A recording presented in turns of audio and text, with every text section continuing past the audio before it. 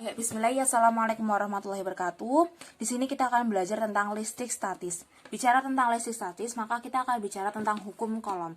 Hukum kolom ini merupakan hukum yang berkaitan dengan muatan. Nah, berdasarkan muatannya, benda itu dibagi menjadi tiga, yaitu benda netral, benda positif, benda negatif. Di mana benda itu kan memiliki muatan positif dan muatan negatif gitu ya, dan muatan netral. Nah, benda itu dikatakan netral apabila muatan positif akan sama dengan muatan negatifnya. Kemudian benda dikatakan positif maka ketika benda itu memiliki kelebihan proton atau memiliki kelebihan muatan positif dan kurang muatan negatif atau elektron. Nah, muatan negatif itu apabila benda dikatakan negatif apabila dia itu kelebihan elektron atau muatan negatif, atau bisa dikatakan dengan benda itu kurang proton atau kurang muatan positif. Dan muatan elektron sendiri itu kan muatan negatif ya. Besarnya adalah 1,6 kali 10 pangkat min 19 kolom. Sedangkan muatan positif atau P sama dengan 1,6 dikali 10 pangkat min 19 kolom. Nah, sekarang kita akan belajar tentang gaya elektrostatik. Gaya ini merupakan gaya interaksi antara dua muatan listrik yang besarnya sebanding dengan besar kedua muatan dan berbanding terbalik dengan kuadrat jarak antara keduanya. Nah, gaya elektrostatis merupakan gaya interaksi ya, antara dua muatan. Jadi muatan bisa muatan positif dengan positif, negatif dengan negatif, atau positif dengan negatif gitu ya. Nah, misalnya seperti ini, ada dua muatan positif dan muatan negatif. Nah, muatan satu dan muatan yang kedua. Muatan pertama itu karena dia berlawanan positif dan negatif atau berkebalikan, maka dia akan mengalami gaya tarik menarik, arahnya seperti ini ya, ke sana dan ke sana. Nah, gaya ini muatan pertama ini akan mendapatkan gaya F12. F12 adalah F ya, yang dialami oleh benda pertama akibat benda kedua. Sedangkan benda kedua itu akan mendapatkan gaya ke sana sebesar F21, yaitu benda yang gaya yang dialami oleh benda dua akibat benda pertama. Nah, misalnya ada muatan positif dan positif misalnya. Karena dia sama muatan positifnya, maka dia akan saling tolak menolak. Gaya ini Q3 akan ke arah sana, yaitu akan memiliki gaya sebesar F32, yaitu F3 adalah bendanya akibat interaksi dari benda kedua.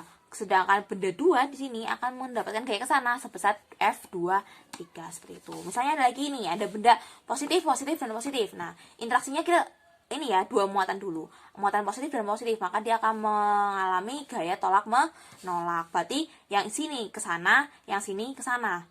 Nah, benda Q1 ini, benda muatan pertama ini akan mendapatkan gaya ke kiri sebesar F12, yaitu gaya benda pertama akibat interaksi dari benda kedua. Sedangkan Q2 itu gayanya ke sana, kayak tolak menolak sebesar F21, yaitu gaya dialami oleh benda kedua akibat interaksi benda ke-1 seperti itu. Terus habis itu ada Q3 dan Q2 interaksinya gimana? Ke sana, karena dia positif maka dia tolak menolak gitu ya. Berarti Q2 akan mendapatkan gaya F23, yaitu gaya yang dialami oleh benda kedua akibat benda ketiga, dan benda ketiga akan mendapatkan gaya F32, yaitu benda yang dialami oleh benda ketiga akibat interaksi benda kedua. Misalnya ada lagi nih, positif, negatif. Kita bahas yang negatif aja, positif dan negatif. Nah, karena positif dan negatif maka dia akan mendapatkan gaya tarik menarik. Besarnya itu berapa? Besarnya benda kedua akan ke sana, yaitu sebesar F23, yaitu gaya dialami oleh benda kedua akibat benda ketiga. Kemudian ini F23 F32, yaitu gaya dialami oleh benda ketiga akibat interaksi dari benda kedua, seperti itu ya. Jadi kalau muatan sejenis akan tarik menarik, muatan yang berbeda jenis akan tolak menolak. Gaya elektrostatik ini merupakan gaya kolom itu sendiri. Yang gimana besarnya? Gaya elektrostatik merupakan gaya yang besarnya sebanding dengan kedua muatan, yaitu Q1 dikalikan Q2 dan berbanding terbalik dengan kuadrat jaraknya antara kedua muatan, yaitu min M per R kuadrat. Dimana K itu merupakan konstanta kolom, kemudian Q1, Q2 merupakan muatannya, besar muatan dengan satuan kolom, kemudian R-nya adalah jarak kedua muatan dengan satuan M. Nah, besarnya K sendiri, itu rumusnya sini nih, 1/4 V epsilon 0. Atau besarnya bisa kita hitung karena epsilon 0 itu besarnya 8,85 kali 10 pangkat min 12, kita masukkan ke sini, maka akan menemukan nilai K sebesar 9 kali 10 pangkat 9 Newton per meter persegi kolom persegi, seperti itu. Nah, epsilon 0 itu adalah apa? Permitivitas ruang hampa. Jadi permitivitas pada ruang hampa. Nah, ini kan ruang hampa. Gimana kalau permitivitas pada suatu bahan? Nah, pada suatu bahan kita punya rumus epsilon B sama dengan epsilon 0 dikalikan epsilon 0 R, di mana epsilon R merupakan permitivitas relatif bahan. Nah, apabila epsilon ini dimasukkan ke dalam sini, maka akan menghasilkan gaya kolom pada bahan atau FB sama dengan F0 atau gaya kolom pada udara dibagi epsilon R. Epsilon R adalah permitivitas bahan. Nah, apabila dijabarkan, kita akan menemukan rumus FB akan sama dengan K dikali Q1 Q2 per epsilon R dikali R kuadrat, di mana K merupakan konstanta kolom yang besarnya 9 kali 10 pangkat 9 Newton per meter persegi kolom persegi. Q1 Q2 merupakan besarnya muatan, R2 epsilon R sama dengan permitivitas relatif bahan, dan R kuadrat merupakan jarak kedua muatan, seperti itu. Nah, gaya elektrostatis ini juga dialami oleh sebuah muatan akibat beberapa muatan lain. Misalnya ada titik P, kemudian di sini ada muatan positif di sini gitu kan. Nah, muatan P ini juga akan mengalami gaya elektrostatis seperti ini. Yang besar rumusnya bisa dikatakan Fp atau gaya kolom pada titik P sama dengan akar dari Fp1 yang dari ini kan Q1 ya. Karena positif negatif maka dia akan tertarik ke sana. Nah, akan tertarik ke sana, jadi Fp1 kuadrat ditambah ini gaya interaksi dengan Q2 karena positif dan negatif maka dia akan tertarik ke sana. Maka Fp2 kuadrat. Berarti Fp1 kuadrat ditambah Fp2 kuadrat ditambah 2 kali Fp1 dikali Fp2 cos theta. Cos alfanya itu di sini. Jadi cos antara Fp1 dan Fp2 seperti itu. Ini adalah rumusnya. Selanjutnya Ustazah akan memberikan contoh soal pada halaman 41 ya. Oke, Ustazah bacakan. 2 buah bola kecil terpisah pada jarak 3 meter. Bola-bola tersebut diberikan muatan listrik sama besar. Pertanyaan pertama adalah berapa besar muatan masing-masing bola jika gaya yang dialami adalah 90 Newton. B. Jika kedua bola tersebut berada di dalam air yang memiliki permitivitas relatif 100. Nah, pertama kita tahu ya, ada 2 muatan yang terpisah, di mana Q1 akan sama dengan Q2. Misalnya kita menggunakan muatan positif dan positif gitu ya.